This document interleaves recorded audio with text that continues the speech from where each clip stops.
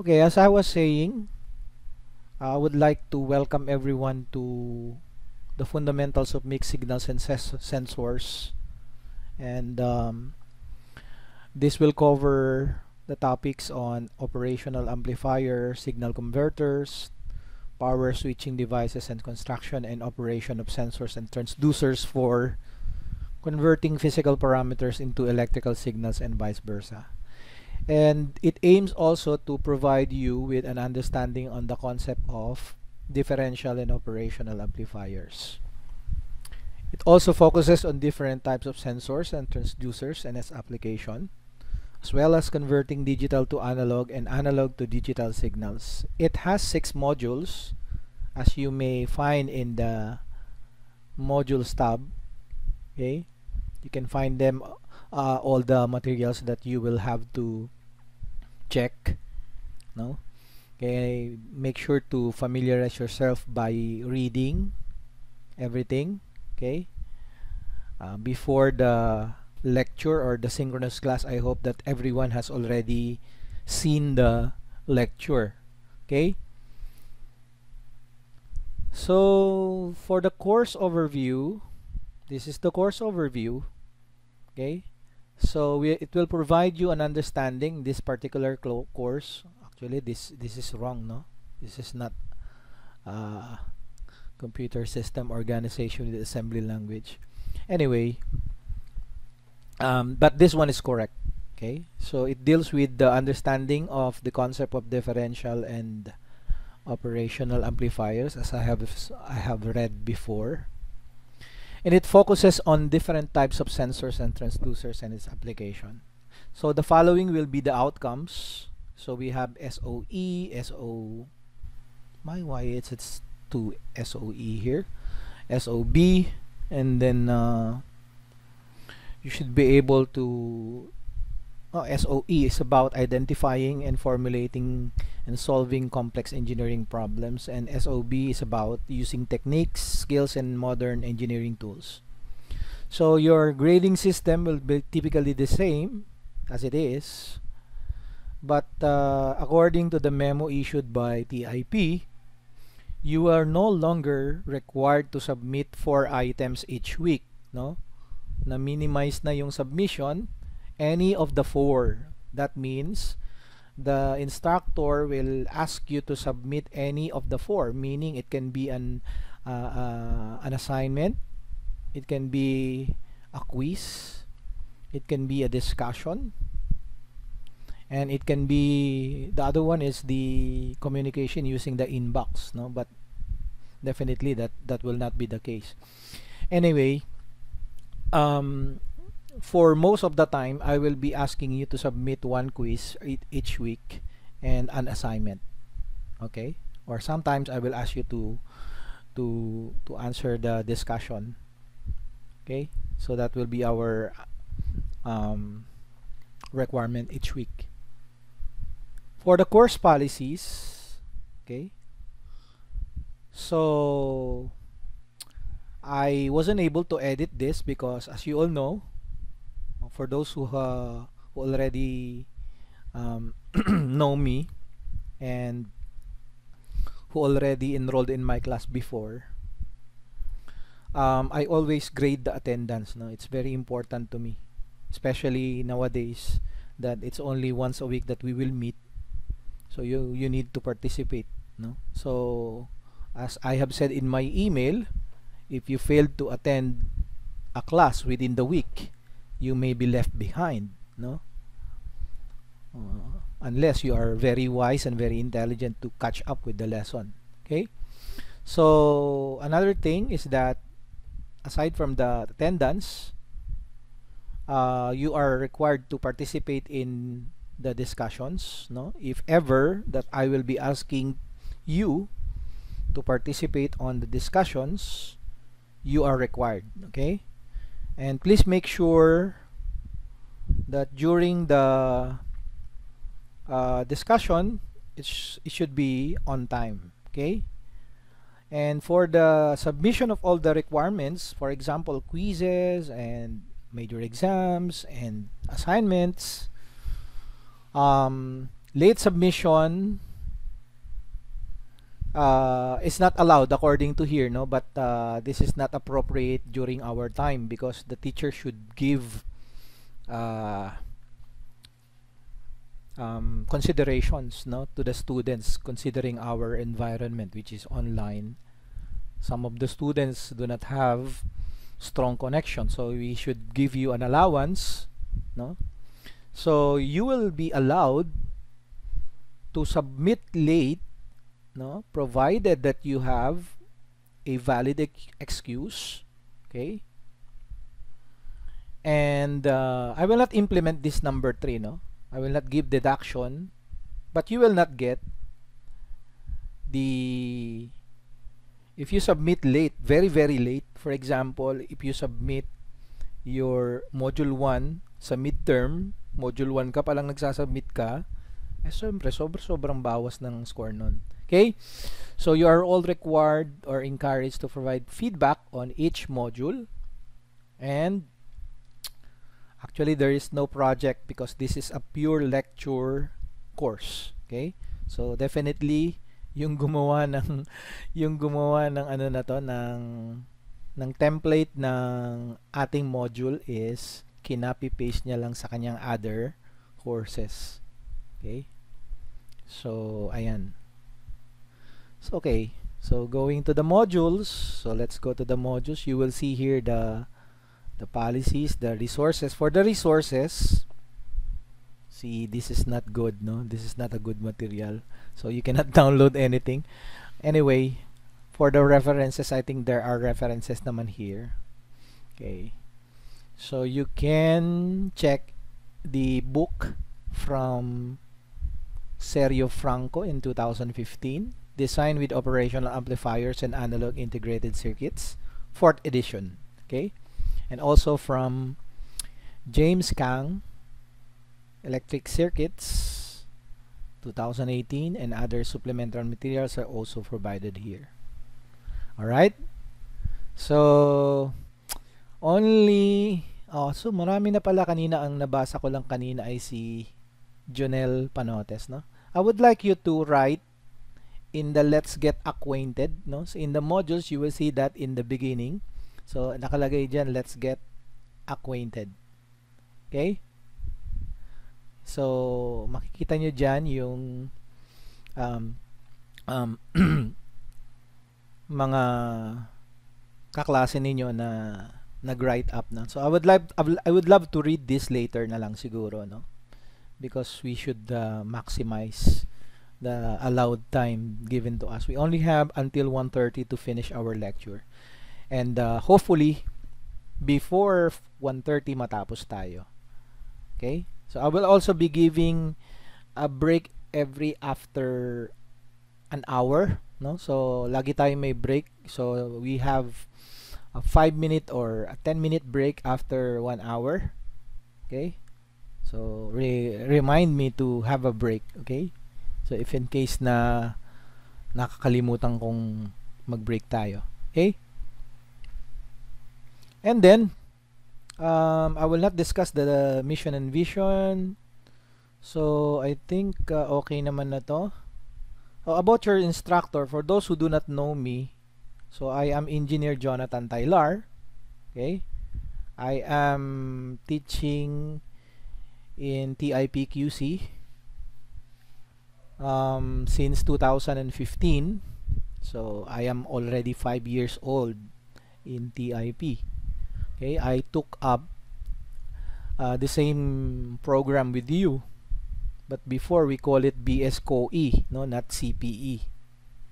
BS in Computer Engineering. I graduated in 2006. I finished my master's degree in Project 8, Quezon City, AMA University, Masters of Science in Computer Science. And now I am now in my last phase of my dissertation, which is dissertation 4.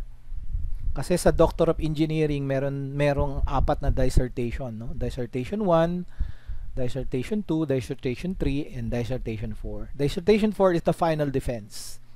Okay, so hopefully At the end of this year or academic year, maybe next semester, I would be able to enroll and finish my doctorate degree. Okay, hopefully, God willing.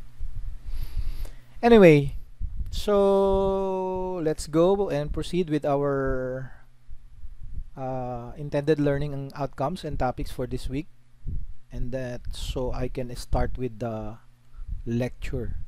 I will be playing some videos later, so I just hope na everything will be okay, no? So does anyone have a question? Okay, may tanong po ba tayo regarding our policies, regarding the introduction? So the contents of the topics that we will be discussing for modules 1 to 6 are all in your modules, no? So if there are some questions, you can always send me your queries in the inbox. Okay? So kanina ang daming nag-inbox sa akin kasi nag-email ako. Okay, so there is no conference posted, there is no conference posted, sabi nila wala silang makita. So definitely there was a glitch there, no? So it was the first time that it happened to me. Okay, anyway, so these are the intended learning outcomes. So at the end of this module, the students would be able to describe and understand the differential and operational amplifier and its operation, and then you should be able to calculate DC currents and voltages. So I think you already know this, no, in your electrical circuits and electronics. And then describe single-ended differential input operation, double-ended differential input operation, and common mode operation. And finally, describe the effects of negative feedback on certain op-amp parameters.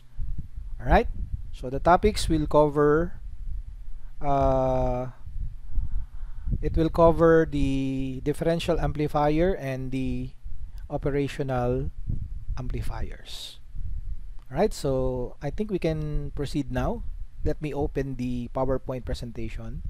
So from your module 1, you will see here, hindi ko pa na-publish, so hindi nyo pa nakikita itong discussion, itong quiz at saka assignment.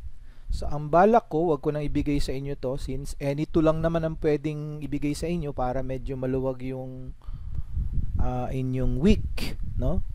So, hindi kayo masyadong mabigatan. So I will be giving you the quiz and the assignment na lang siguro. Okay, no? So the discussion will be disregarded. Anyway, the discussion contains only a question about that you need to solve, no? A problem solving question. Okay, let's begin with the PowerPoint presentation while we are waiting for it to download. And okay, this is it's already showing, so let me just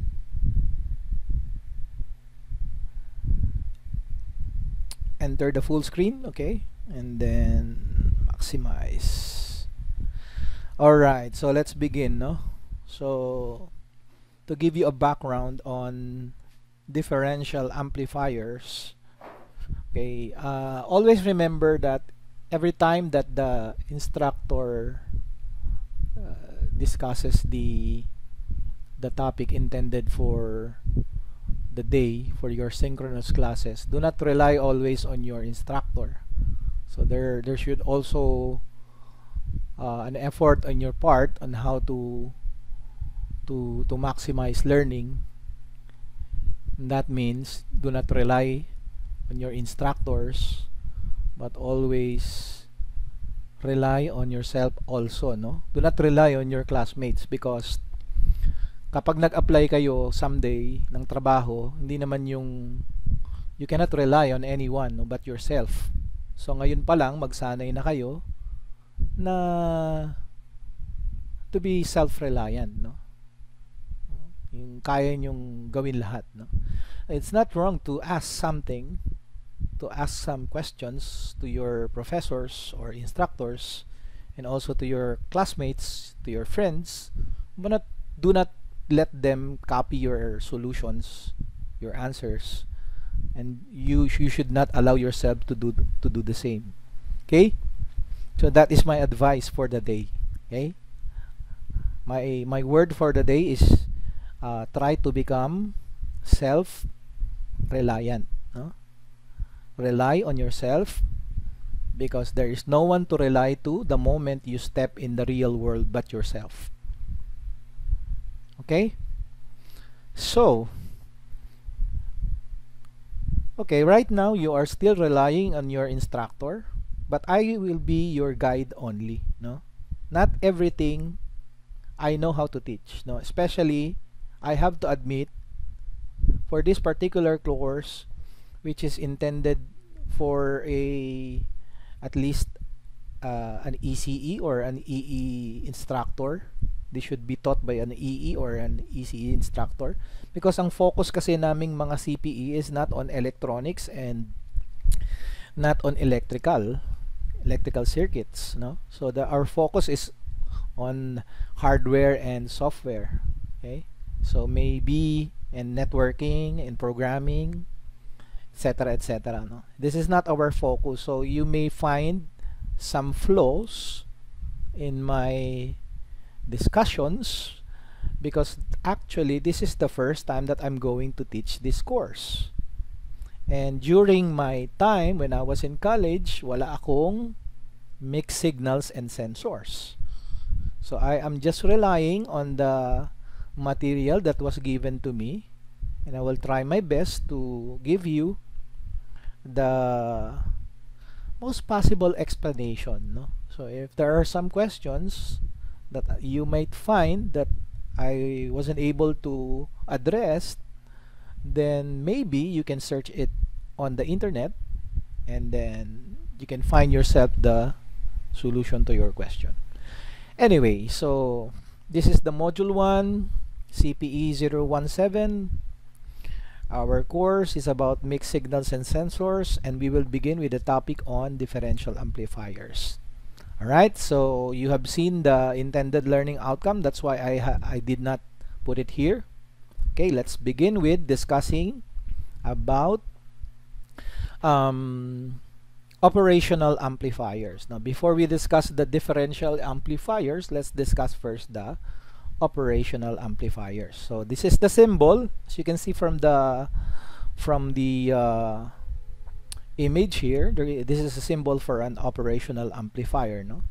And basically it's called operational amplifier because of the term operational, no? That means it is used to perform mathematical operations. Okay, so these are devices, electronic devices, that can be used to perform mathematical operations. Okay, so differential is about subtraction.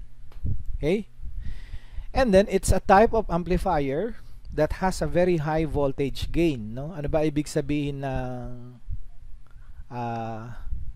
high voltage gain? Okay, so operational amplifiers are voltage gain devices.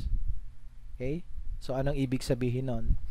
That means the operational amplifiers, they amplify a voltage fed into the operational amplifier. So as you can see from here, there are two inputs. Okay, we have the inverting input. This is the negative part, and then the positive. We have the non-inverting input. So everything that goes here, this amplifier amplifies the voltage, no, that is fed into this amplifier, no? And it gives out the same signal as output with a much larger gain. Okay, pagpasok ng voltage, yung gain niya malaki na. Okay, so kaya siya tinawag na very high voltage gain. Okay, so that is the explanation behind that.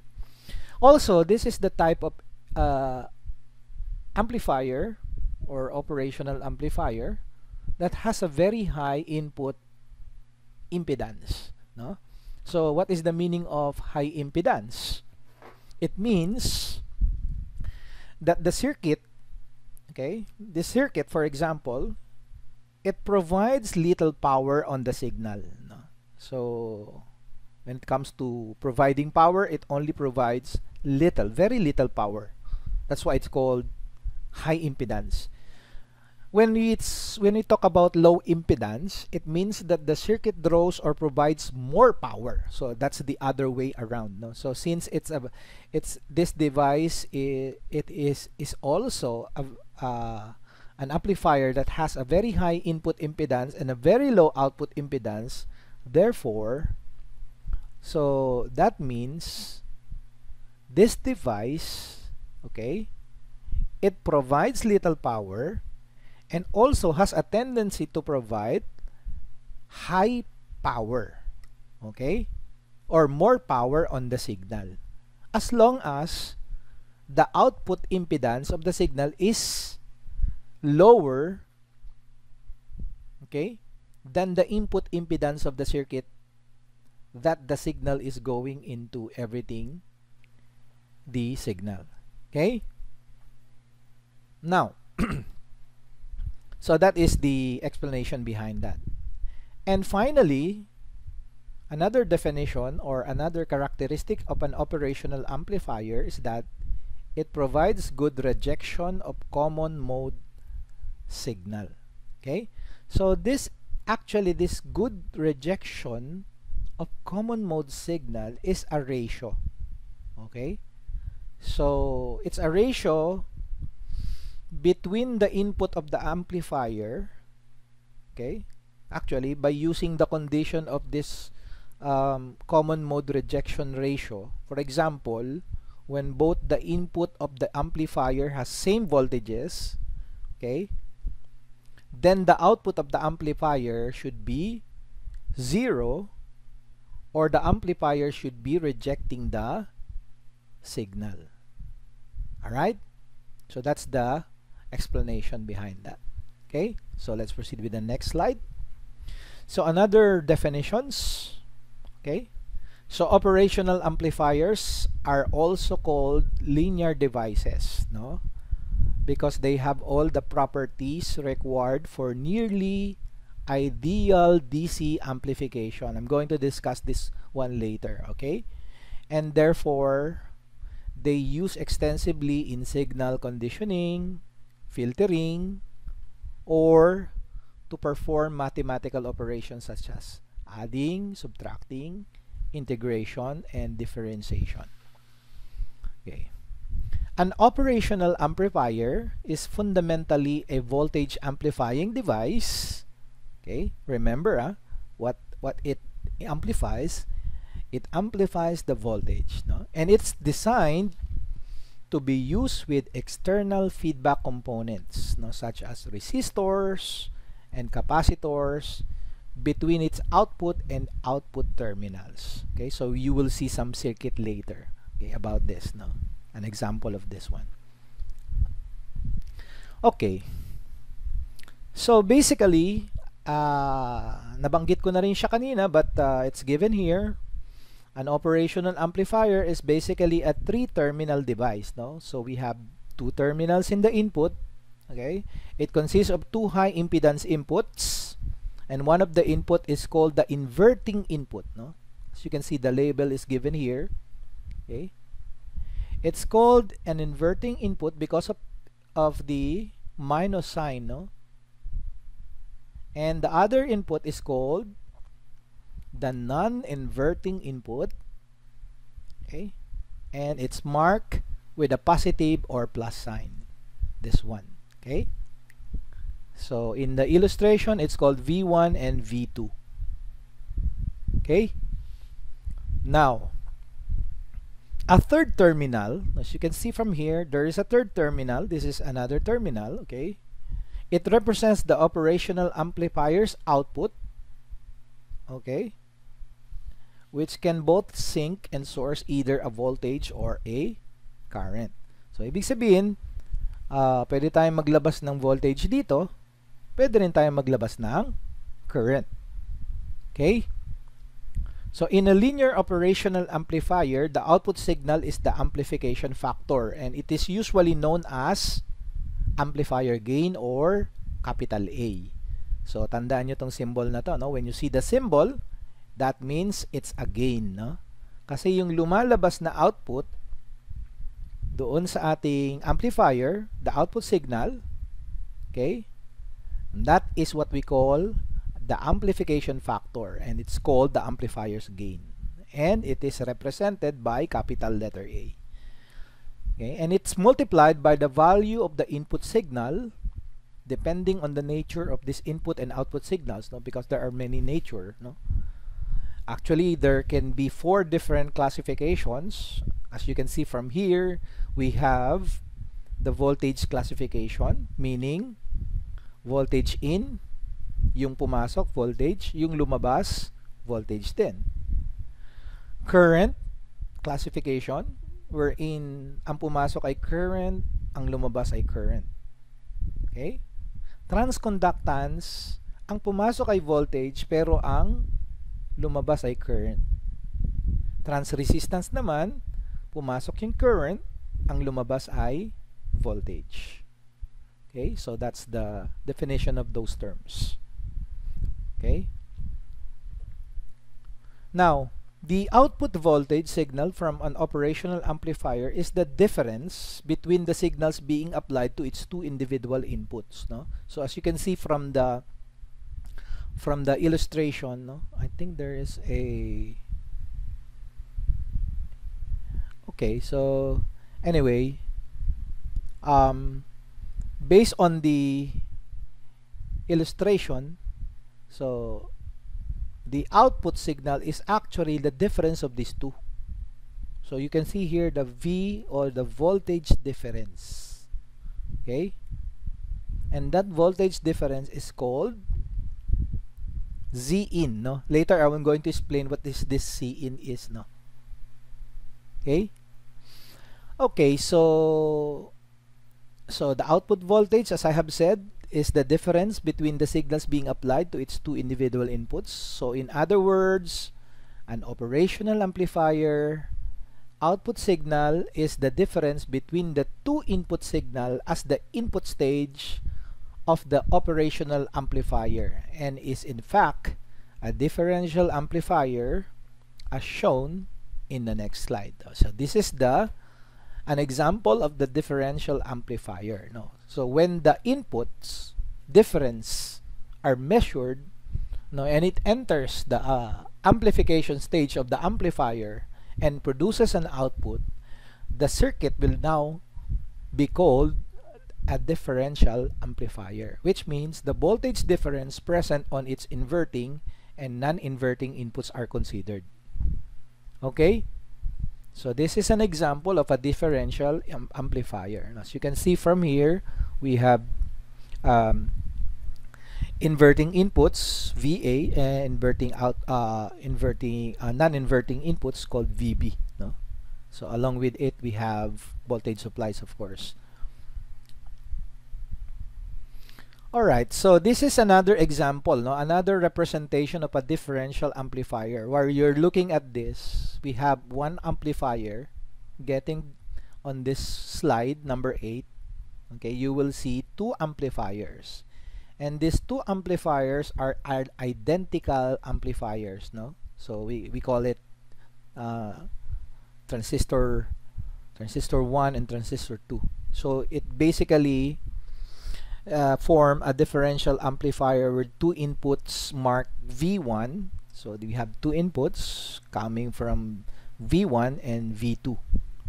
So there are 2 transistors, TR1 and TR2. They are both biased, no? So what is the bias here? Okay, they are biased at the same operating point with their emitters connected together and return the common rail, which is negative VEE by way of resistor RE. So ano ba ibig sabihin ng bias, no? To review, so maybe you have discussed this from your previous courses.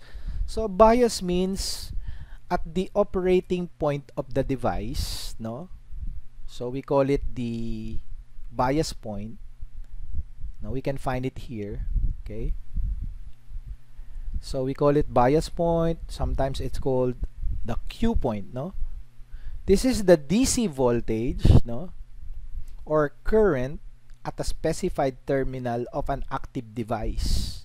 So it can be a transistor or a vacuum cube, no? It can be a vacuum cube with no input signal applied. So nakita nyo naman dito, wala siyang input signal na ina-apply.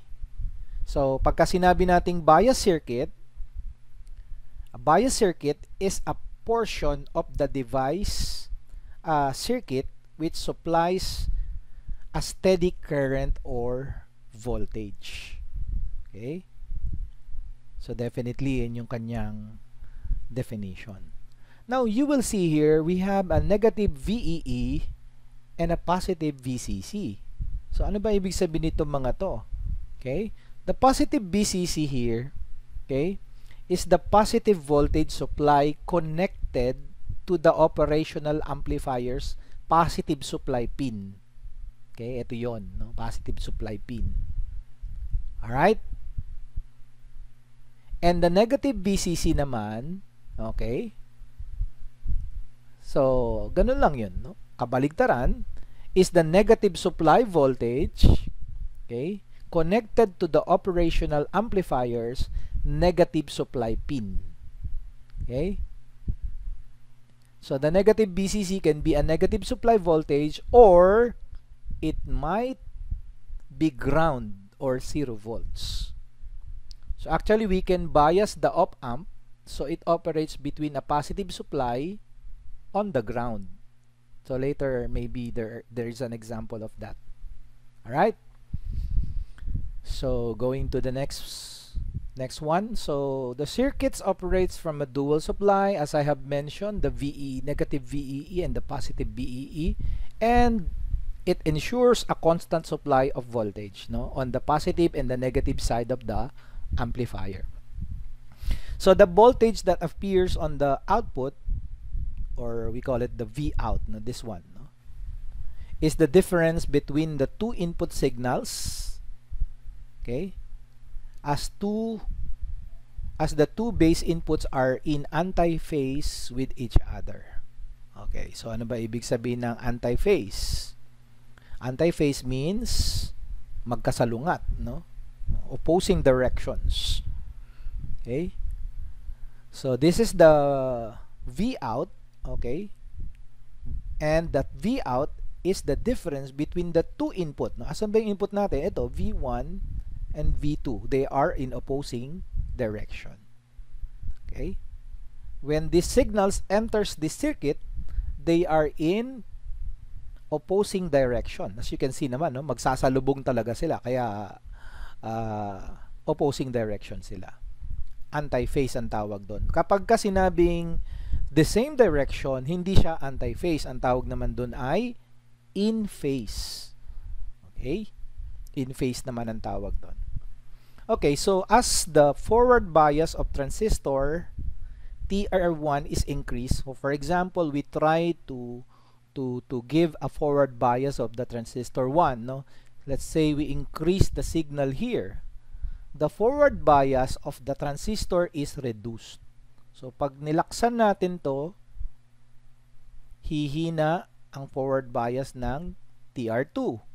Pag nilaksan naman natin ang TR2, hihina naman ang forward bias ng TR1. So, it's the other way around, no? So, parang bigayan sila because they are in an opposing direction. So, if the two transistors, for example, no, this is the ideal case, no?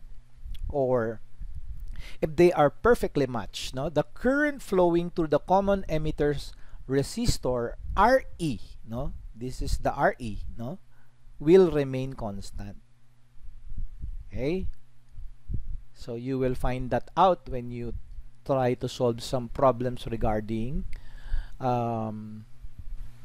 voltage out and voltage ins, no, in an open loop circuit such as this, no. Now, like the input signal, the output signal is also balanced. And since the collector voltages either swing in opposite direction or antiphase, as I have mentioned, or in the same direction or in phase, the output voltage signal taken from between the two collectors is assuming a perfectly balanced circuit. The zero difference between the two collector voltages. Okay? And this operation, when it happens, no, that there is no difference, no, meaning zero difference between the two collector voltages, this operation will now be called the common mode of operation, with the common mode gain of the amplifier being the output gain when the input is 0. Okay? Now, aside from that, so you will have to understand this term here, no, the common mode rejection ratio, or CMRR. I think you have some problems that will be given to you later related to common mode rejection ratio, no? So, and I think there is an example of the given examples of problems regarding CMMR, or common mode rejection ratio. Now, what is this common mode rejection ratio? Okay, so operational amplifiers also have one output, okay, although there are ones with an additional differential output of low impedance that is referenced to a common ground, and it should ignore any common mode signals. Okay, however, in real amplifiers there is always some variation, and the ratio of the change to the output voltage with regards to the change in the common mode input voltage is called the common mode rejection ratio, okay, or CMRR for short. So definitely ang common mode rejection natin, it's a ratio, no? So pagka sinabi nating ratio, it's unitless, no? Wala siyang unit. Pag kinompute niyo yung CMRR na yan, walang unit yan, okay, of the change. It's the measure of the change to the output voltage with regards to the change in the common mode input. Okay, so you'll understand that later when we have some examples of that. Okay. Now, operational amplifiers on their own have a very high open loop DC gain. Ano ba ibig sabihin ng open loop? No? Kasi meron din ditong binabanggit sa baba. Note that the term open loop means that there are no feedback components used around the amplifier, so the feedback path of the loop is open, no? That means the open loop gain of an electronic amplifier is the gain that is obtained when no overall feedback, okay, is used in the circuit. And the open loop gain, alright, is actually of many amplifier or electronic amplifiers is very high, no, by design, no. Kumbaga, kapag nagde-design ng amplifier, very high yung kanyang open loop gain, no. And for example, an ideal operational amplifier like this one, no, it has infinite, no, from the definition kanina doon sa first slide, it has infinite open loop gain, no? Typically, an op-amp may have a maximal open loop gain of around, maybe around 10 raised to 5, no, open loop gain, okay? And normally, this negative feedback that you can see from here, okay, is applied around an amplifier with high open loop gain to reduce the gain of the complete circuit to a desired value. Okay? Now, to discuss more about open loop and then closed loop, ano ba ang difference nun? No? What is open loop gain and closed loop gain? Now, in order to achieve a stable operation, op-amps or operational amplifiers are used with negative feedback, no? As you can see from here. This is the aim of this is to achieve a stable operation. Because the gain of an op-amp without feedback is called the open loop gain. Whereas the gain of an op-amp with a feedback circuit is called the closed loop gain. So the open loop gain halves when frequency doubles. Now the question is, kanina nabanggit ko na the open loop gain of an op-amp is infinite. Why is that? No? Because in an ideal operational amplifier, the open loop gain is infinite, which means that any voltage differential on the two input terminals, no, for example in this case V1 and V2, if there are voltage difference on these two input terminals, it will result in an infinite voltage on the output. Okay? So, in an ideal op-amp, ano ba ibig sabihin ng infinite voltage? Walang putol, no? Walang putol siya. Okay? It will continue to produce. Now, in an ideal op-amp, the impedance of the two input terminal is infinite as well, no? Which means no current is infinite. Okay? So, actually, no current enters the operational amplifier from the input side. So, walang pumapasok na current dito. Kapag meron tayong tinatawag na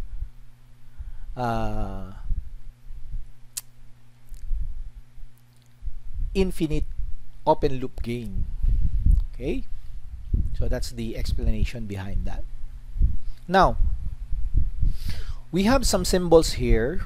So, definitely, we should already know by now that an operational amplifier only responds to the difference between the voltages on its two input terminals. No, kanina ko pa yung paulit-ulit na sinasabi. And, by the way, it's typically known as the differential input voltage. Okay? And not to their common potential. Okay? Then, if the same voltage potential is applied to both terminals, the resultant output will be 0. And an operational amplifier's gain is commonly known as the open loop differential gain or A. So, kanina yung kanilang, definition natin ay gain. Okay? So, when you have an open loop and you want to compute for the gain, you will use the symbol capital A and then subscript natin ay O. That means that's an open loop differential gain. Kapag ka A lang, differential gain lang yon. Okay? That's the differential gain. Pero pag nilagyan natin ng O, it's considered as an open loop differential gain. Okay, let us have a 5-minute break, no? So, I'll try to Alright, so where are we? As I am explaining about the open loop differential gain. So as you can see from here, the symbol, if it is only A, it's only differential gain. But if you put a subscript of O here, it's called an open loop differential gain. So coming from the explanation again, so an ideal operational amplifier, the open loop gain here that you will see, no, is infinite, which means that any voltage differential on the two inputs terminals will result in an ideal op-amp. Alright, so that's the concept behind that. Alright, so yan, this is an illustration of an ideal operational amplifier, no. So this was displayed in the first part of the slides. So we have two input terminals. We have the negative or the inverting input, and then the non-inverting input or the positive terminal, and then we have the output. Now these are the characteristics of an ideal operational amplifier, no? So actually we will be discussing about the different parameters and idealized characteristics of an operational amplifier. And then later on you will see some explanation about differential amplifiers, no? Now we have what we call an open loop gain, no? From the last time we call it the open loop differential gain, no?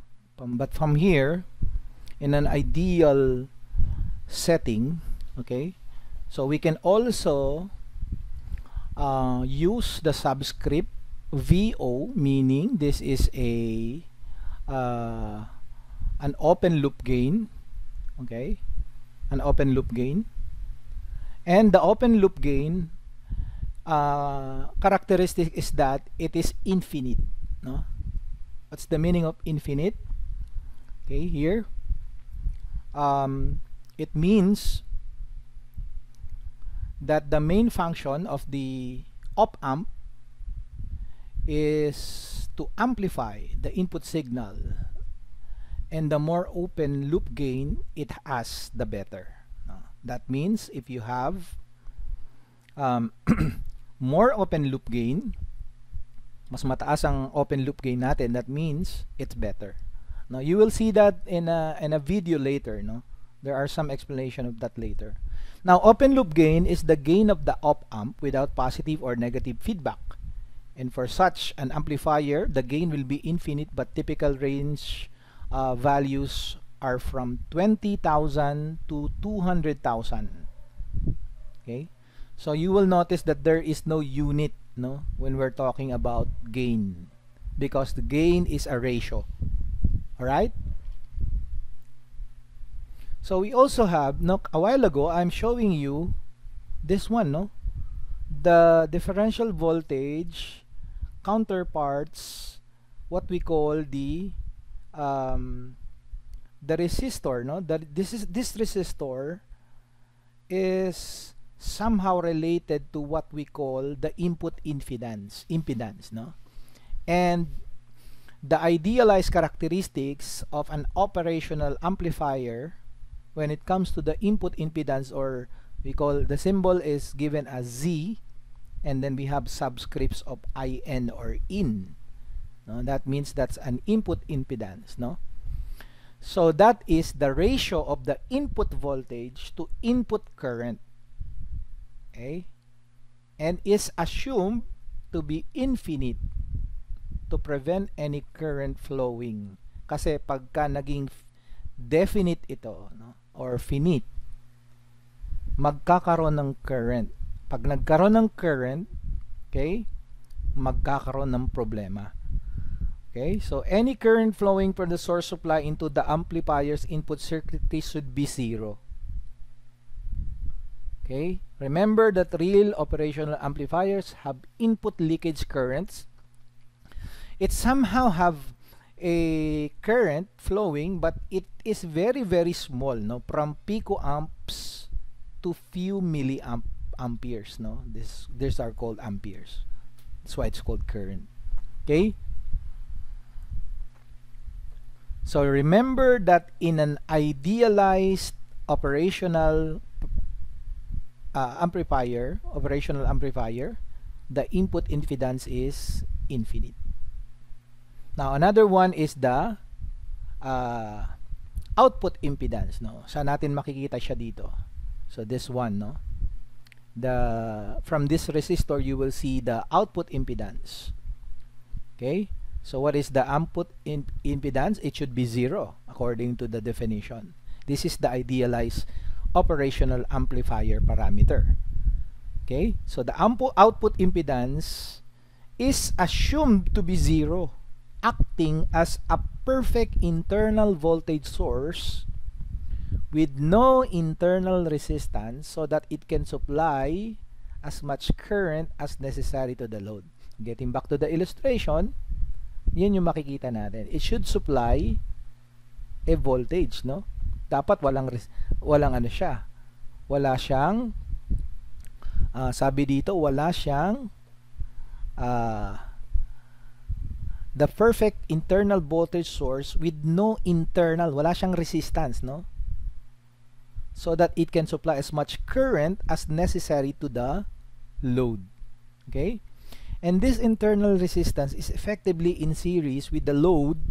No, as you can see from the illustration, we have a load here. Okay? The load between V2 minus V1. So, and then we have the output impedance. No? So that resistance that we are talking about, that is what we call the output impedance. No? And this internal resistance is effectively in series with that load, no, as I have said. No? And now real op-amps have output impedance in the range of 100 to 20,000 ohms. Okay, from 100 to 20,000 ohms, 20k ohms, kilo ohms range. Okay, another one is the bandwidth. No, bandwidth. For an operational amplifier's idealized characteristic, the bandwidth should be infinite. So ano ba ibig sabihin kapag infinite ang bandwidth? So the ideal operational amplifier has an infinite frequency response and can amplify any frequency signal from DC to the highest AC frequencies. No? So DC from battery, and this one is for alternating current. So it's therefore assumed to have an infinite bandwidth. No? Now the question is, why an ideal operational amplifier requires infinite bandwidth? Okay, the explanation behind that is that an ideal operational amplifier exhibits zero output resistance. Okay, so that output can drive an infinite number of other devices. Okay, for example, an ideal op-amp has infinite bandwidth. Therefore, that means any frequency signal, okay, from 0 to infinite hertz, no, can be amplified without attenuation. So the output will be in phase or along with the direction of the current with the input signal. Alright? Now with real op-amps, no, as it was said here, the bandwidth is limited. Okay? Parang may nagko-control sa kanya, in which we call it the gain bandwidth product, or GBP. Actually, it's GBP, not GB only. Okay? Gain bandwidth product, which is equal to the frequency where the amplifier's gain becomes unity. Alright? So another characteristic is the offset voltage. No? So the offset voltage of an ideal operational amplifier should always be 0. Okay? So the reason is that the amplifier's output will be 0 when the voltage difference between the inverting and the non-inverting input is 0. Ibig sabihin, when there is no difference between the inverting and the non-inverting input, the voltage difference or the output of the amplifier should also be 0. The same when both inputs are grounded, no? Meaning pag grounded kasi walang supply, di ba? Grounded nga eh. Now, real operational amplifiers have some amount of output offset voltage. So meron tayong computation yan. Okay? Now, how do we compute for the voltage gain? No? So the symbol of the voltage gain, now we have some terms such as differential gain, we have also open loop gain, now we have voltage gain, no? And the formula or the symbol for voltage gain is, we call it, we use the A for the gain and the V is used for the voltage gain. No? And it is the measure of the ratio between the output voltage and the input voltage. Now, if you, this is unitless, no? But if you want a unit, the most considerable unit to be used is in decibels. Okay? But to be able to convert the voltage gain into decibels, you need to to take the logarithm, no, you need to actually compute 20 multiplied by the logarithm of the A, or the voltage gain, which is the ratio between the output voltage and the input voltage. Now the unit now will become decibels.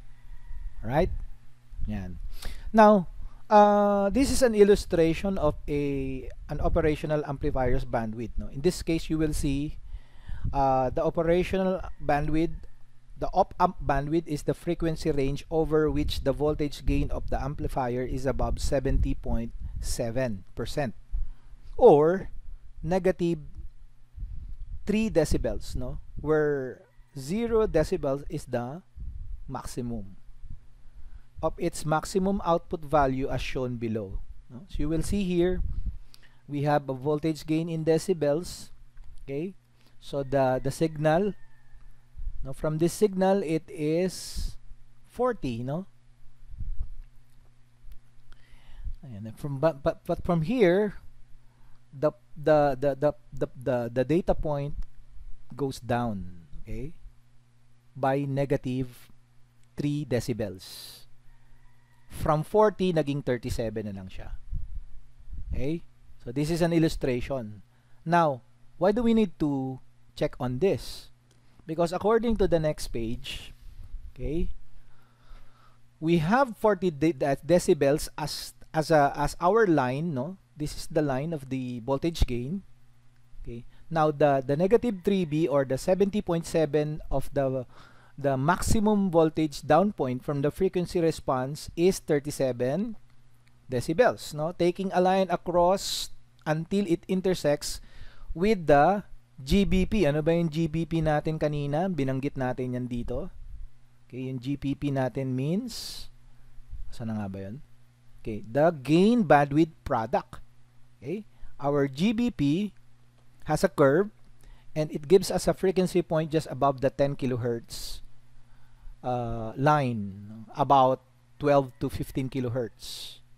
So we have here the 12 to 15 kilohertz, no? So this is the 12 and the 15 kilohertz. Now we can now calculate the GBP.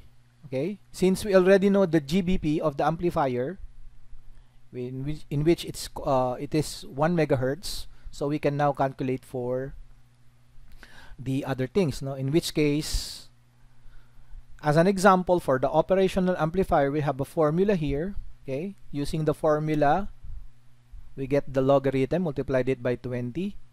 We take the logarithm of the voltage gain, or the gain, or differential gain, no? We can calculate the bandwidth of the amplifier. Now, if you want to calculate the bandwidth of the amplifier, okay, so we have the point down drop of 37 from 40, naging 37 lang siya. Equate lang natin siya.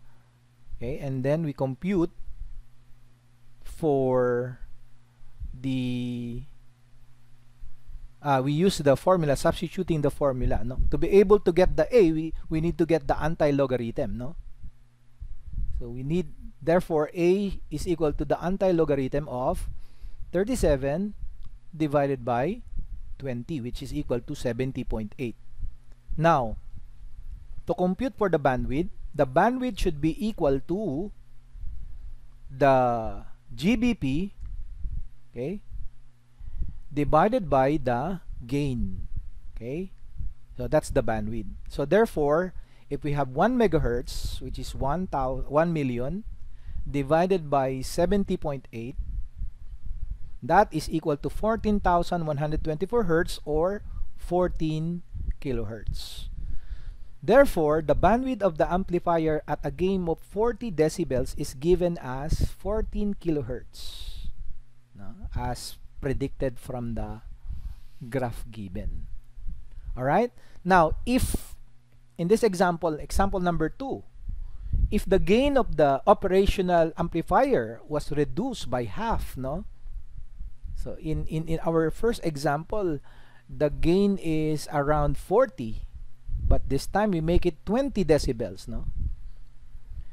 Typically, we have the same negative 3 dB point, no? So magiging 17 na lang siya. So if we try to compute for the A, then probably we'll have 7.08. No, this is the gain. This is the overall gain given the following values. Okay? So, madali lang naman yung mga ano dito, mga problem solving kasi parang mga direct substitution lang dito. What's important is that we know the concept behind it, no? So, basically, so if we use the above formula, okay, yung GBP divided by the gain, okay, so the gain now would give us a bandwidth of approximately 141.2, which is 10 times more than the frequency given at the 40 decibels point. So getting back here, so we have here almost 14 kilohertz for 40 decibel line, but when the line drops at 20, for example here, you will notice that the gain here will become higher, which is 10 times the gain of 40 decibels. Okay, so therefore it can be seen by reducing the overall open loop gain, okay, of an operational amplifier, its bandwidth is increased. Okay, pag dinidecrease natin yung bandwidth, nag-i-increase. I mean, pagka nire-reduce natin ang gain natin, ang open loop gain, nag-i-increase ang bandwidth. Pero pagka in-increase natin ang ating overall open loop gain, yung bandwidth naman natin ay nagdi-decrease. Right? So that's very logical. Okay, this is another example, no? So basically, we can also compute for the half power point, no, as mentioned here. So an operational amplifier is inversely proportional to its gain. So therefore, A should be equal to 1 divided by the infinity of the bandwidth. Okay? And this negative 3 dB corner frequency point is generally known as the half power point, no? As the output power of the amplifier is at half its maximum value as shown here in this computation. Right?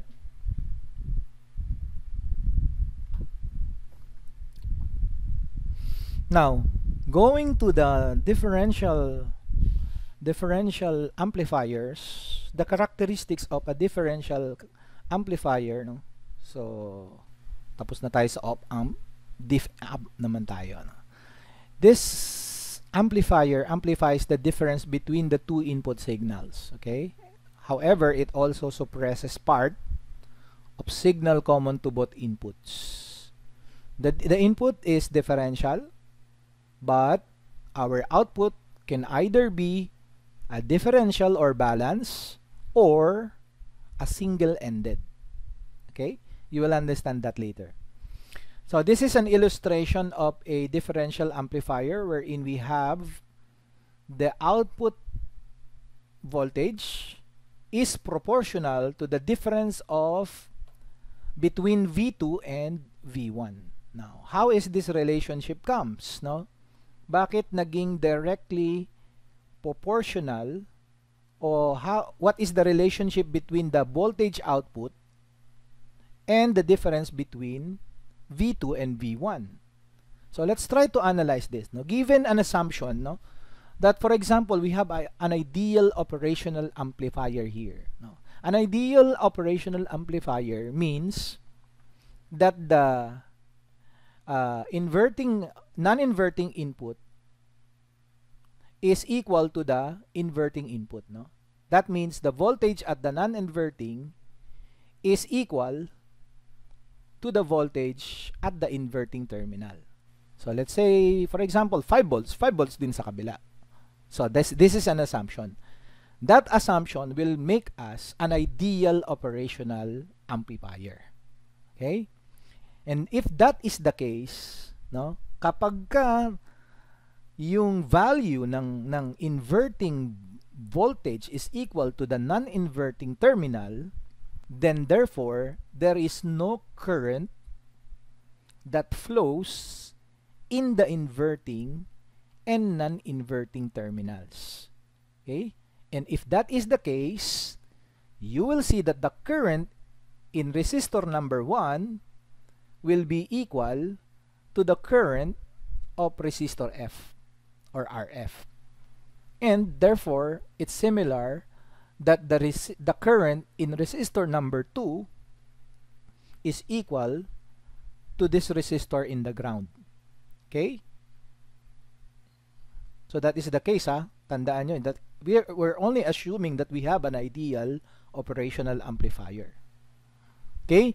Now, according to superposition principle, no, to show that the output relates to the difference of V2 and V1, we shall see what the output is in relationship to one another, to one of the inputs, assuming that the other input is grounded, and do the same thing for the other input.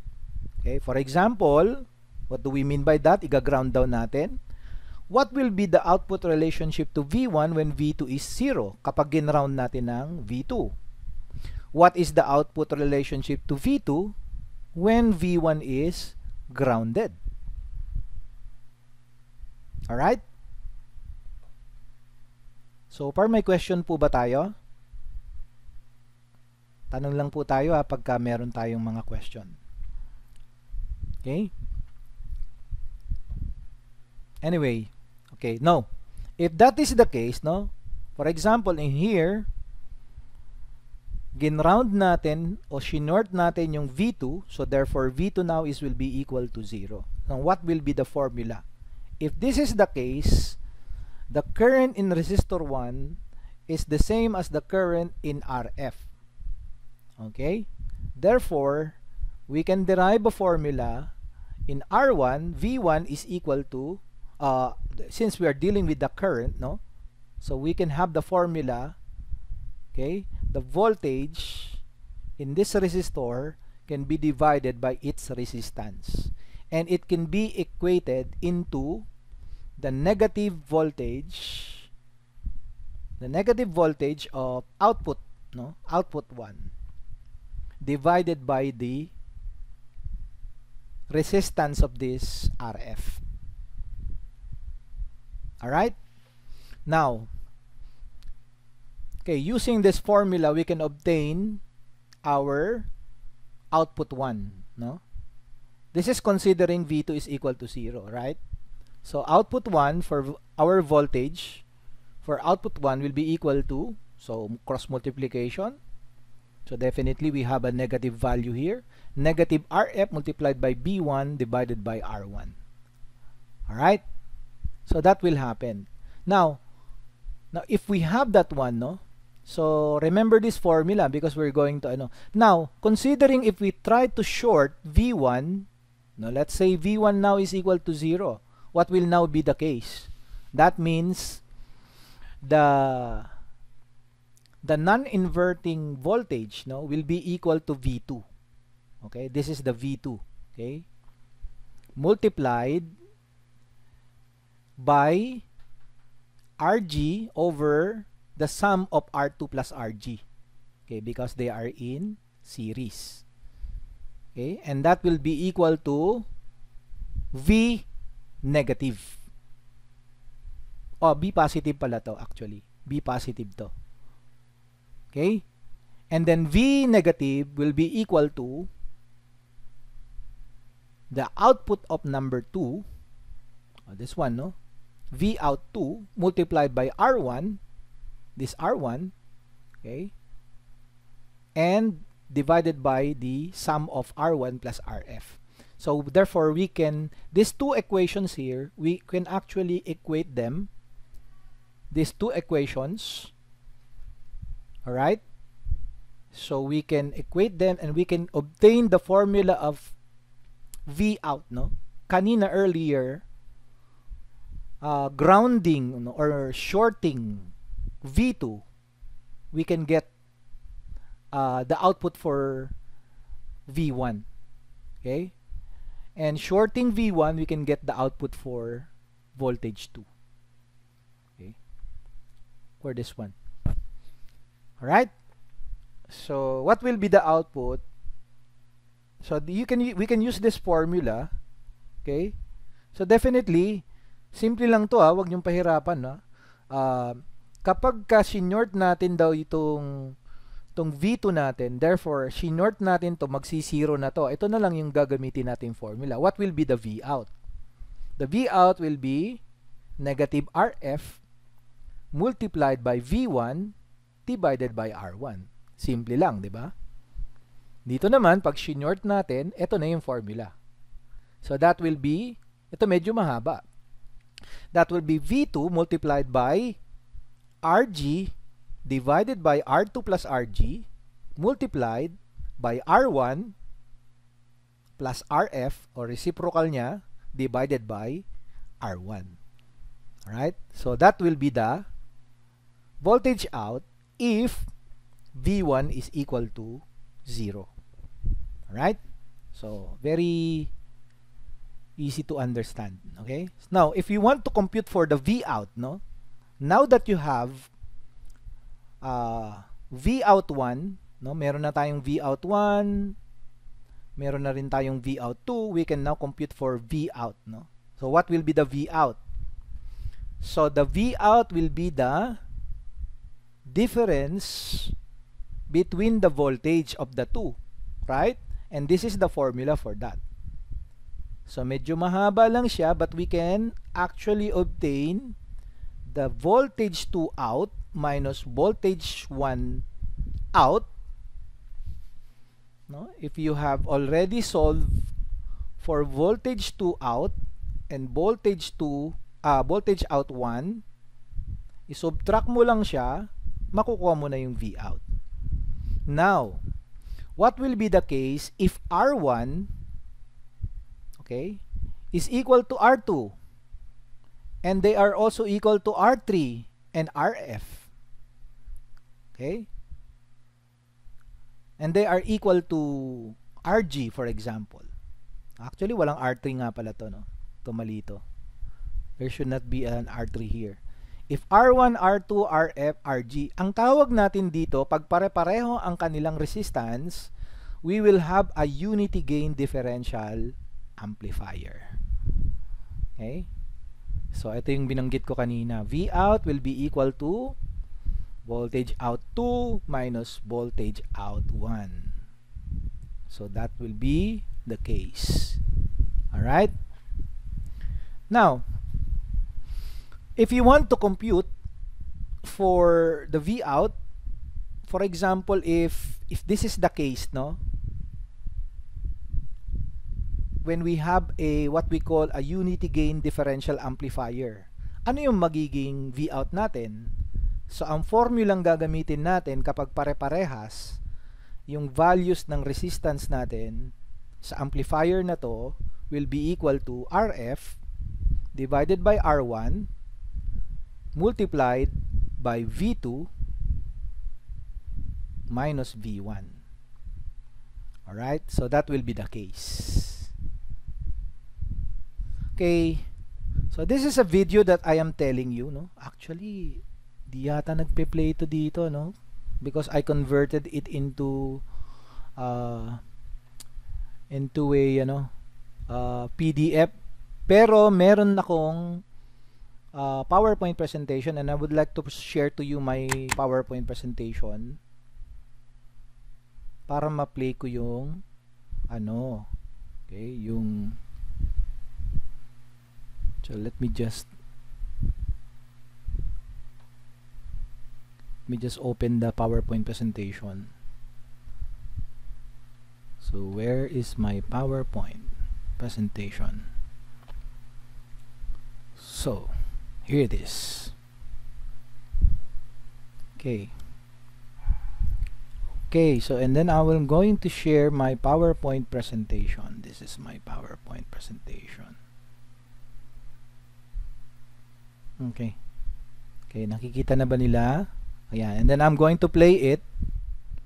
So just bear with the and then after that we'll have a short break, okay? Because we'll still have a long way to go. Okay? So let me just play.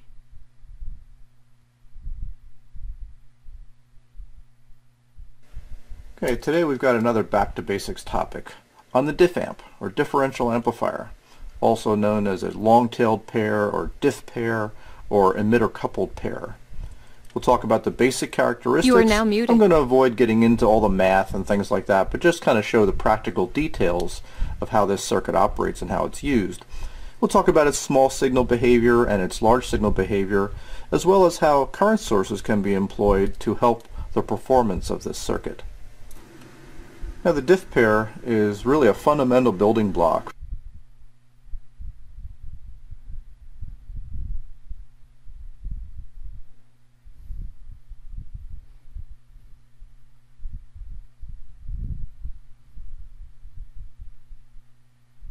I'm sorry for the ano nangyari.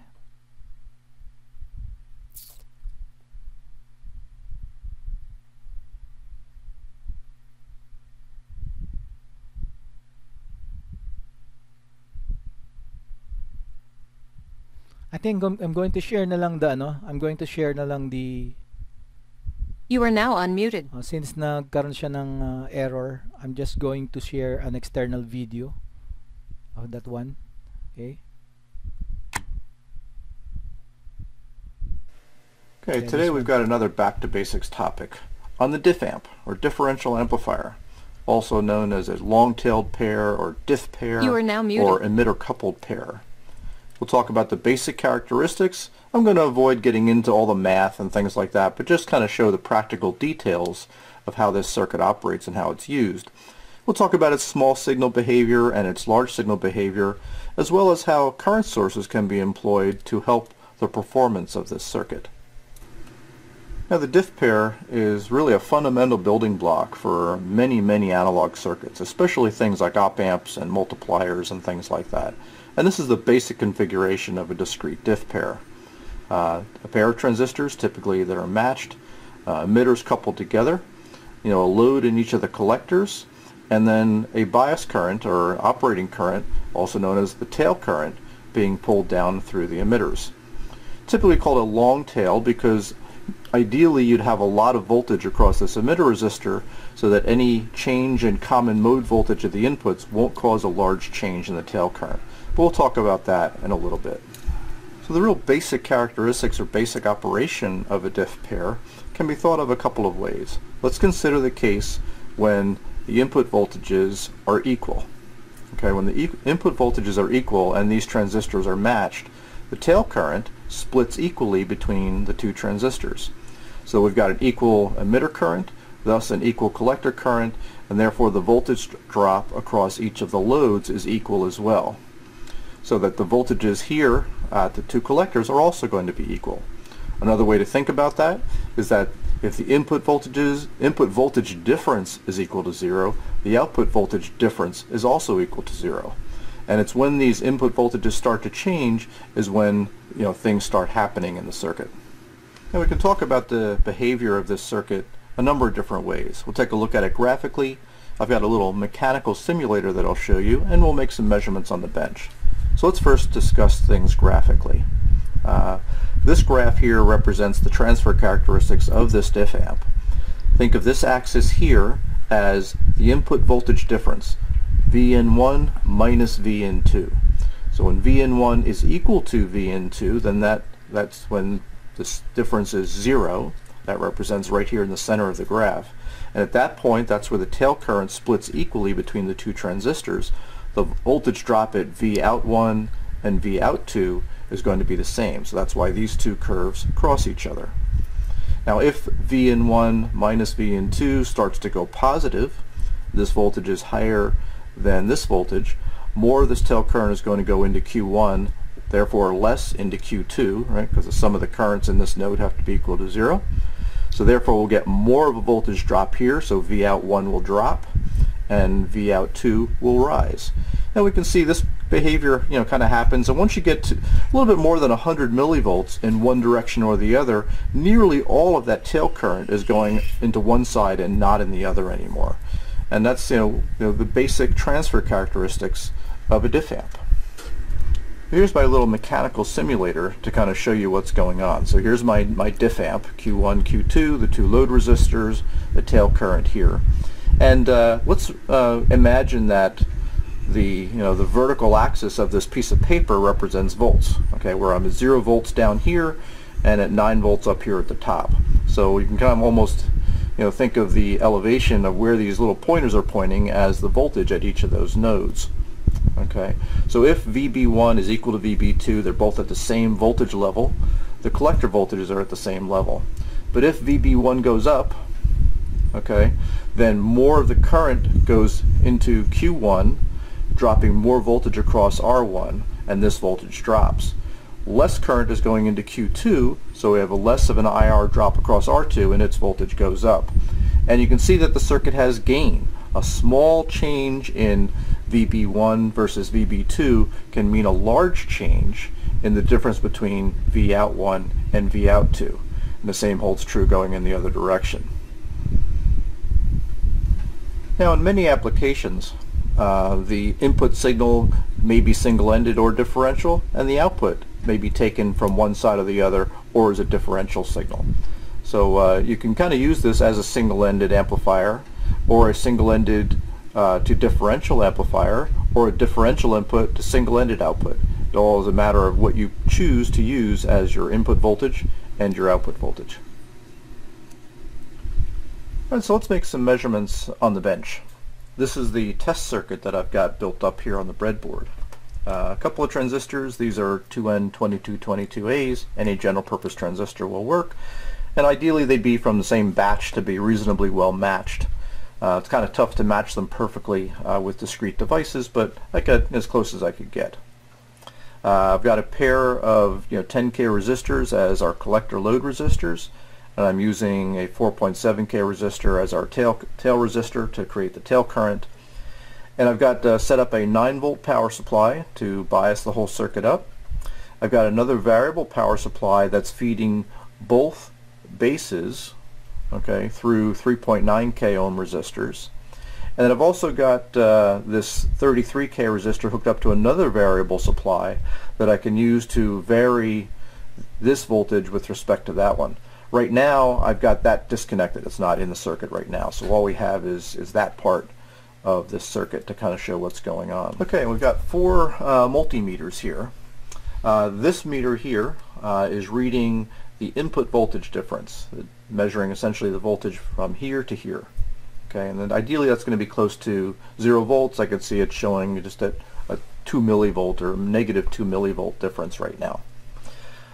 This meter is reading the voltage difference between the two collectors, VC1 minus VC2, or Vout1 minus Vout2 from the previous circuit. Okay, we can see that's, it's only about 124 millivolts right now. So a 2 millivolt input difference, 120 some odd millivolt output. This voltage here is measuring my common mode voltage here. Okay, so that's sitting at 3 volts. And then this last meter over here is reading the voltage at the collector of Q1 to kind of give us an idea, in this case, where the common mode voltage is, because these two voltages are almost the same. Now, this circuit can have quite a bit of gain. The differential gain of a simple diff pair is basically the same as the single-ended gain of a non-degenerated common emitter amplifier, GMRC. So we can see this 2 millivolt difference at the input is creating a 120 millivolt difference here. That's not all due to gain. Some of that is just due to the imperfect matching of the two transistors. And it's very interesting to kind of look at how sensitive that might be. You may know that the base emitter voltage of a transistor will change about 2 millivolts for every degree centigrade change that you have. And if I put my finger on one of the transistors, you can actually see the difference voltage at the output changing. I'm making one transistor hotter. Let me take my finger back off of that. We can see that voltage coming back down. If I put my finger on top of the other transistor, we can see that voltage coming back down and now going negative the other way. So we can see that there's a lot of gain here. A small mismatch in VBE can cause a large change in the differential output. On an integrated circuit, this typically doesn't matter because the transistors are very closely matched thermally and in performance and everything else, so it's really not an issue. And of course, when building diff amps like this in discrete circuits, oftentimes you're employing feedback, sometimes in the form of emitter degeneration or elsewhere, that these mismatch issues don't become an issue. So let's apply our input voltage to one side here to start changing VB1 with respect to VB2 and see how that changes the output voltage. I'll connect up that variable power supply to the input here, and we can see that where I've got the supply set up, I've got about an 8 millivolt input difference here now, and I can see I've got an 800, almost 900 millivolt negative difference at VC1 minus VC2. If I reach up and adjust the power supply here to adjust the input voltage difference here, see if I go up to 60 or 70 millivolts, 60 millivolts here, I've got a 4 volt difference now between those two. If I go the other way and make, say, a negative 50 or 60 millivolt difference at the input, okay, and now I can see that I've got about a 4 volt change but in the other direction. So we can see we're kind of tracing out those transfer curves that I showed you earlier by moving that voltage back and forth.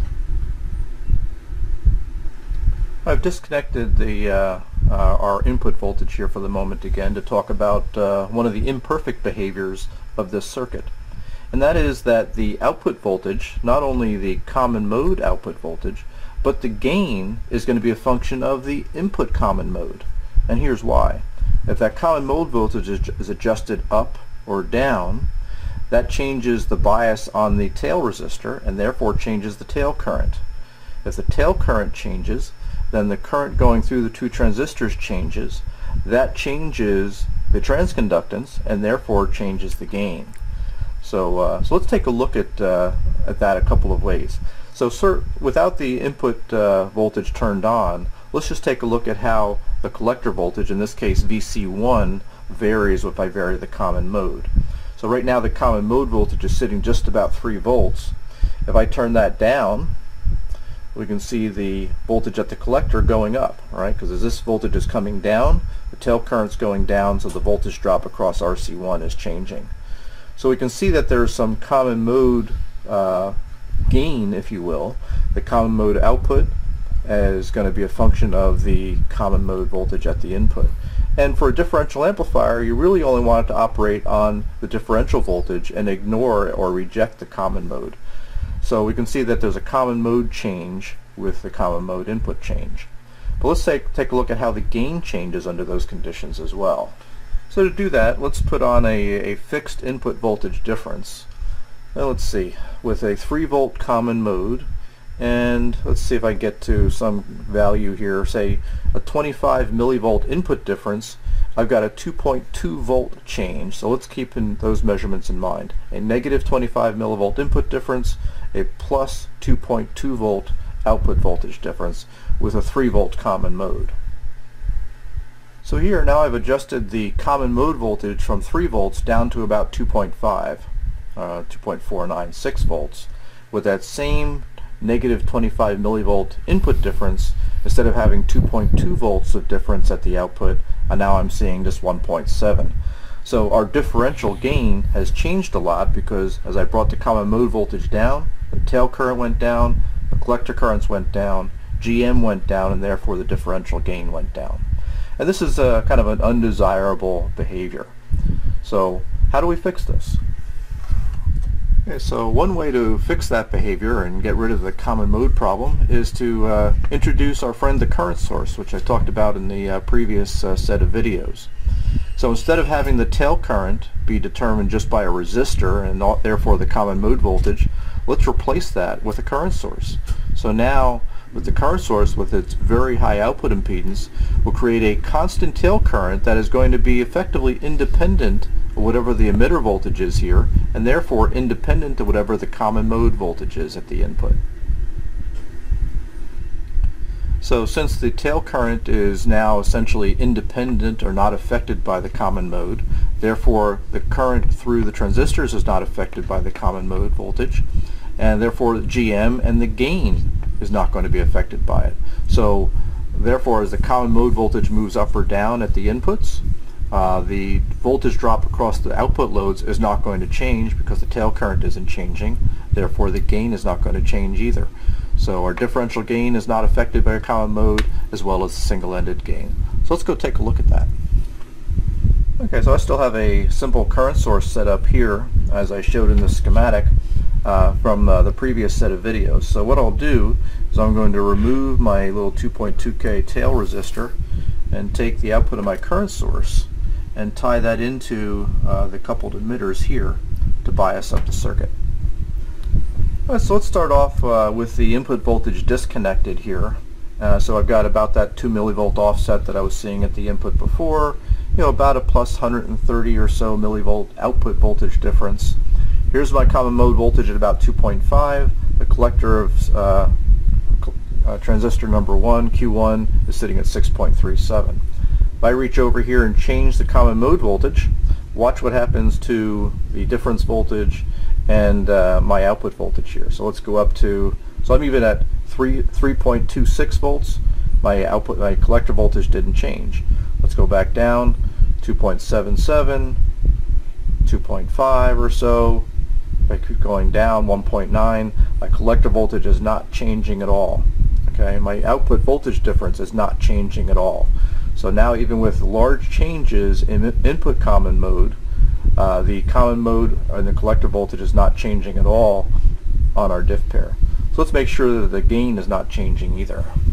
Okay, so here's that same negative 25 millivolts going in, and it's giving me a 2.4, 2.45, 2.46 volt output voltage difference. Now, it's not the same as what we had with the tail resistor in there because the current isn't the same. But the idea is that this set of voltages here, a negative 25 millivolt input and a about 2.46 volt at the output, should be consistent regardless of where I set common mode. Okay, so I've moved the common mode voltage down to 2 volts, and I'm just dialing in that minus 25 millivolt input difference here, and let's see if I can get close in there, right about there. So I can see that even with a 1 volt change in the common mode, I'm pretty close to that minus 26 millivolt input difference, and I'm sitting at that 2.48 output voltage difference. A slight change, but not nearly as much as we saw with the tail resistor as opposed to a current source for that tail current. Yeah, so the addition of a current source to create the tail current has really improved the common mode rejection ratio of this amplifier by making the performance of the amplifier basically independent of the common mode input voltage. So that's a good thing. Now, if you think about it, we're actually getting pretty close to making something that looks like an op amp, right? Because ideally an op amp is going to have high gain. It's only going to respond to the voltage difference at the inputs, okay, and not to the common mode voltage at the inputs. So we've kind of solved, or at least addressed that to the first order in terms of input common mode. Now, the only other thing we need to do to make it closer to an op amp is to make the gain much higher. We're talking about a differential gain here that's on the order of about 100 or so. We need it to be closer to, maybe 100,000 in order to make, the basics of an op amp. And there's a way to do that as well. Of course, one way to increase the gain of this circuit dramatically is to replace the load resistors with a current mirror. And we covered this in the previous set of videos as well. So now what happens, let's consider the case when the input voltages are equal. The tail current splits equally between the two transistors. So therefore I've got half the tail current flowing here, half the tail current flowing here. Now if these two transistors are perfectly matched, then as we covered in the current mirror, this collector current is going to equal that. Everything is going to be equal, and then our output voltage is going to be sitting halfway between, essentially these two emitter voltages. But what will happen now as you start to have a small voltage change one way or the other, if this current goes up, this is going to try to push more current in, this is going to accept less current, okay, and the voltage is going to rise. Same thing, or the opposite happens if the voltage goes the other way. And since this has such a high output impedance, the GM times the load is much, much higher, and we'll get a very, very high gain. Now what we've sacrificed is now it's a single-ended output instead of a differential output, but the gain is much higher. This is starting to look like the very, very rudimentary beginnings of an op-amp. Okay, so I've got this set up here now. I connected up the output of my differential amplifier to my little current mirror that I had here from the previous set of videos. And we're still looking at the output voltage difference between the two collectors. Okay, the collector that of C1 is sitting just about a dial drop below the power supply here. And still looking at that little bit of input voltage difference. I've got the common mode still set to 2 volts. But you remember when we first started off, I put my finger on one of the transistors to change its temperature, and we saw a few hundred millivolt change at the input difference. Let's look at the same thing now. I put my finger on one of the transistors, and we're very quickly ramping up to several volts of difference now, just with that small temperature change we're getting from my finger. I go to the other transistor, we could bring it back the other way. So we can see the gain is actually much, much higher now.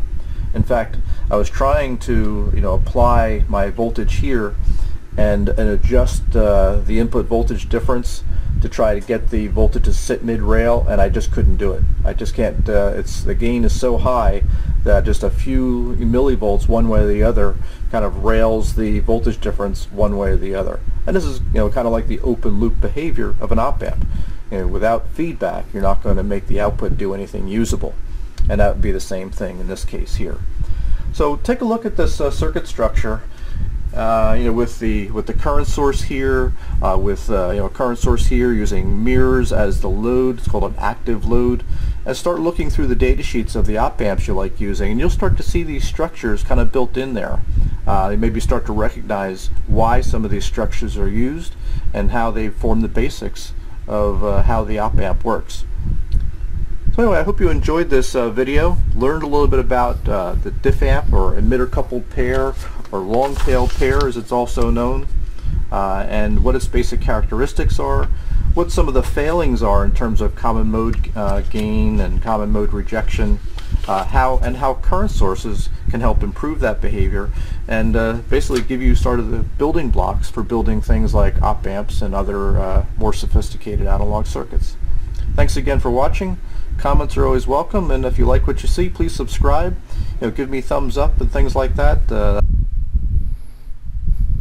You are now unmuted. Okay, we will have a 5-minute break again, and then I'm going to show you another video. Okay, let's have a 5-minute break first. You are now muted.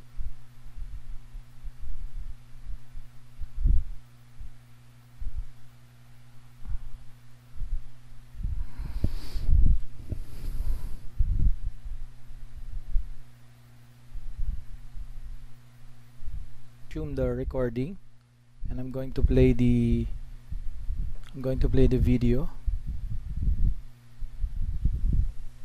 This is a 1 transistor audio amplifier, and it's a very typical setup. We've got for the load a 1K resistor, and we've got an emitter resistor of 150 ohms, and then we've got 2 biasing resistors, the 10K and the 2.2K ohm resistors, to bias the base of that NPN transistor. Now the input for the audio is going to come through that 10 microfarad capacitor and ground. To make a differential amplifier, we're going to need another one of these amplifiers like this. And I'm going to link these together through the power supply like this, and now this is our completed differential amplifier. On the left we've got an input 1 and an output 1, and on the right we've got an input 2 and an output 2. For my first demonstration, I'm going to put a bidirectional red and green LED between the outputs of 1 and 2. And here is the setup, and those you can see the two large 10 microfarad capacitors. That's the input. 1 is on the left and 2 is on the right, and I am going to be injecting an audio signal into each of those input capacitors.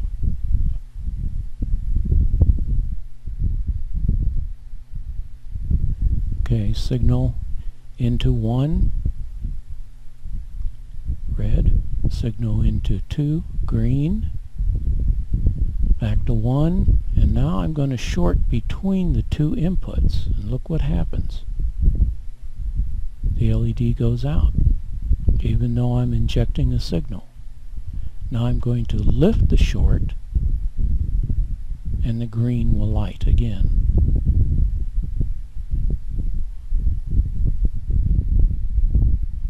Okay, this is what took place. When I injected a signal in 1, we saw that the red LED came on, and we did have current flow from 1 to 2 because 2 is not amplifying anything. Now when I injected the signal in 2, the green light lit, and that's because 1 is not amplifying anything and there was some current flow between 2 and 1. However, when I shorted the inputs and injected the signal at both ends, there appeared to be no output. There was no current flow between transistors 1 and 2.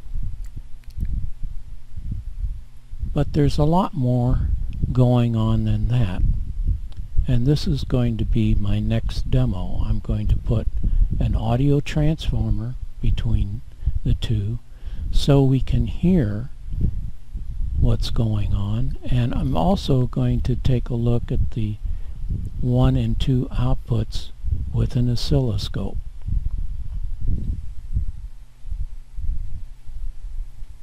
Okay, here I'm going to hook up the scope to the output of transistor 1. Now I'm going to inject into 1. We hear the tone and we can see the trace on the scope. Now I'm going to move the scope over to transistor 2, and we'll see that there's almost nothing there. Now I'm going to move the inject into 2. We can hear the tone and see the trace. Move the scope over to 1, and there's almost no trace. Back to 1. Now I'm going to short the 2 inputs. The sound goes away, but we still have a trace on the scope. And we also have a trace on 2. Now we don't have any sound because both signals are the same coming out of each transistor. Now when I lift the lead, we get our tone back.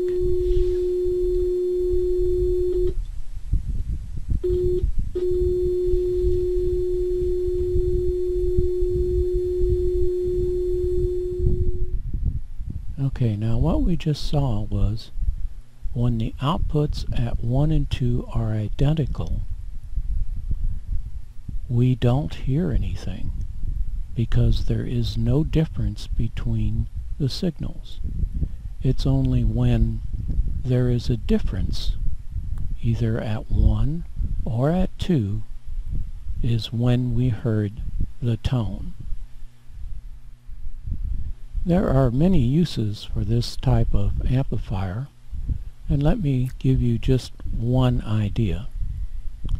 Let's say that you had recorded a speech and there was some recorded music in the background, and later on you wanted to remove the music, that recorded music. Well, if you had another tape recorder that had just the music on it, and you put the outputs of both of those into a differential amplifier and synced up the music both in time and in level, that differential amplifier will null out the music, and just about the only thing that you'll hear coming out of the differential amplifier is the speech. Thanks for watching. Alright, thank you for watching the video. As you can see from the presentation, we have also given a practical example or practical application of a differential amplifier, no? So we can use it for audio systems wherein we can filter the sounds that are coming out from the speaker systems. Alright, so I think that's about our lecture for this afternoon. For your let me just share my tabs again.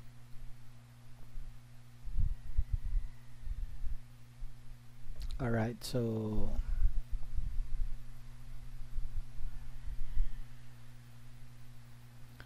okay, so I'm going to open the quiz. So this is an announcement regarding the quiz. So you have the first quiz. It's worth only 10 points, no? And there are some objective questions, and there are some problem solving, no? But the problem solving are not that very hard, no? Because it only shows you how to apply the formulas that were given, no? So I suggest that you refer to 1.1 differential amplifier and 1.2 operational amplifier, because there are some examples there which are also similar to the quizzes and to the assignment that will be given to you. Alright, so let me just edit this one. I think I have already, so let me just write this is this assessment covers topic for module 1. You will be given 45 minutes to finish the quiz. Good luck. Alright, so let me just use the editor. Let me just use some horizontal line here.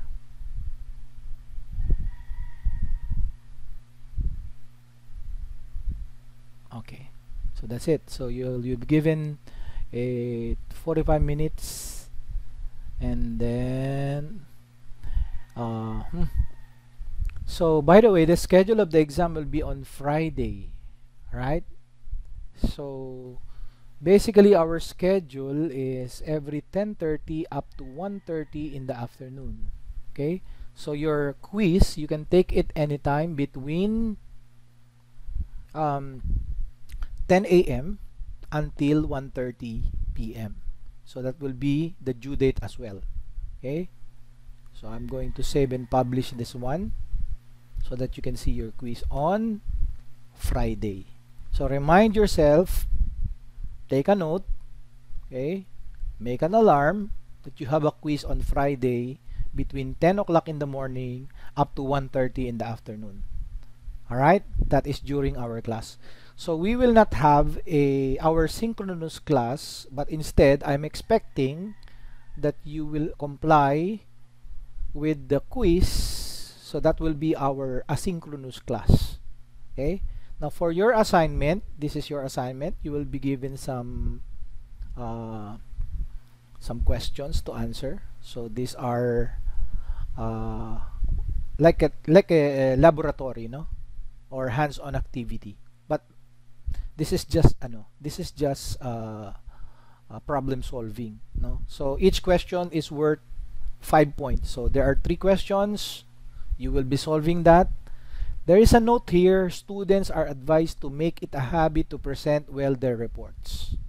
So you will be using a document to present your report, no. So you have to copy the given and then you will provide solution for this particular assignment. So the deadline of this one is until Friday 11:59. Okay, it will be available from now until Friday. Alright, so you have 2 tasks that you need to submit, which is the assignment and the quiz. Any questions? Questions po? Are there any questions? I am now stopping the recording.